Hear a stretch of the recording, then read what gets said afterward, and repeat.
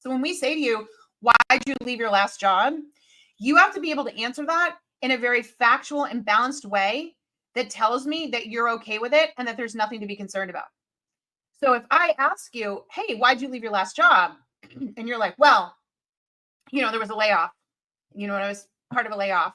But, I had great performance reviews before that, and it was really unexpected. You sound suspect. You sound defensive. You sound emotional. That immediately makes the person on the other side go, what is this person hiding?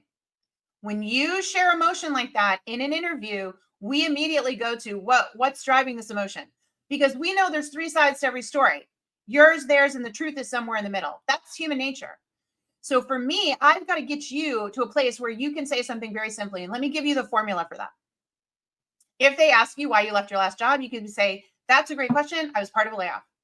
There were X people laid off and I was one of them. That's it. Tell me how many people were laid off. Tell me what percentage of the workforce. Give me the facts and that's it. That's it. That's all that we need to know. There's nothing to be emotional about.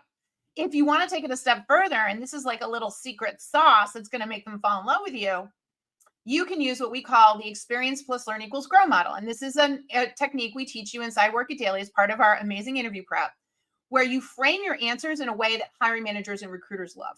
Okay. We're looking for something from you. We're looking to see how you handle adversity, how you've learned and grown from scenarios. So getting laid off is a pretty important thing. If you're willing to volunteer how you've learned and grown from that, bonus points for you. We love you. So I might answer that question with something like, that's a great question. I was actually part of a reduction in force.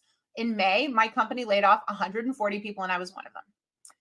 There's something really powerful that I learned from that. I never expected to be laid off. The truth is you can lose your job at any time. Every job's temporary. And looking back, I should have known that. I was really happy with my job. I loved it, but I should have been more on the ready because once I lost that job, I had to start all over and looking for work. And it's taught me a lot. And I'm really grateful because now I'm here talking to you and I can't wait to get back to work. I'm seeing great opportunities and I just am so raring to go because this has been a powerful experience and it's taught me to appreciate how much I really want to be working and need to get back to working, right? Something like that. You're talking about what happened, what you learned from it, how you've grown from it.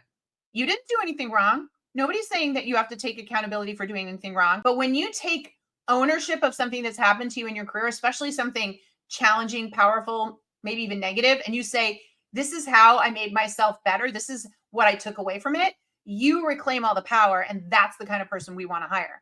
You're not acting like a victim. You're not blaming. You're not making excuses. You're moving forward. That's attractive. That's what we want to hire.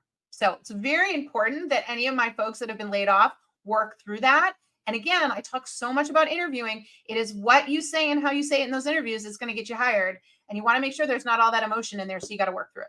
So if you want access to that incredible Stealing the Opponent's Playbook interview prep and you want to come to my live sessions, all you have to do is go grab a 7-day free trial at Work It Daily. You'll get instant access.